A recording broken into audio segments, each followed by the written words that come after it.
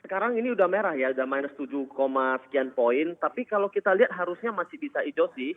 Jadi kita ekspektasinya hari ini kita di 46,50 gitu untuk hari ini. 46,50 ya. Ini meskipun Iya. saat ini melemah, tapi prediksi Anda masih bisa kembali lagi ke zona hijau begitu?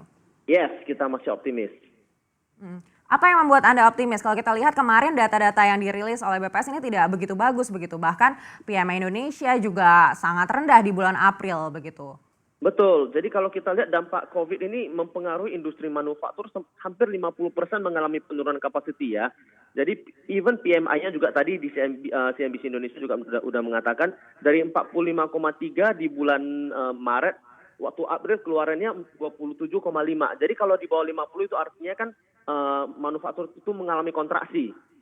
Jadi memang kalau kita lihat data-data yang keluar itu tidak bagus. Bahkan GDP Indonesia itu 2,97 dari ekspektasinya 4%.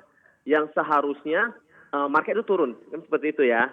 Tetapi kalau dari sisi kita melihat market Indonesia sebenarnya udah overshoot. Jadi kita melihat market di Indonesia itu udah price in akan hal-hal buruk yang terjadi gitu. Jadi kita masih merasa dengan adanya stimulus-stimulus dari pemerintah seharusnya bisa menjadi support bagi indeks.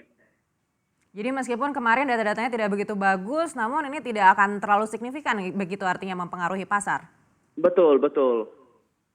Ya, kalau kita lihat PMI di bulan April ini kan sangat rendah begitu. Efeknya untuk emiten manufaktur seperti apa? Kalau kita lihat ini sektor manufaktur di pembukaan perdagangan sesi pertama tadi ini masih berada di zona hijau meskipun tipis sekali begitu. Apakah ini akan bertahan di zona hijau ataukah justru karena data-data PMI begitu ini akan semakin memerah?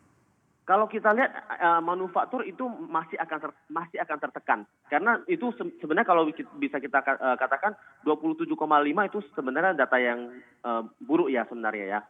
Tapi kalau kita lihat dari valuasi perusahaan manufaktur sebenarnya udah undemanding. Jadi sebenarnya saat ini harusnya udah supporting di level begini.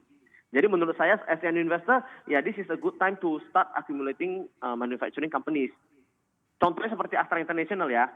Kalau kita lihat pangsa pasar Astra meskipun labanya turun 8% di kuartal pertama ini, tapi market share-nya meningkat dari 53% jadi 55%. Jadi kita masih melihat sebenarnya meskipun secara short term akan terjadi tekanan, in the long run seharusnya ini adalah a good time to start accumulating seperti itu.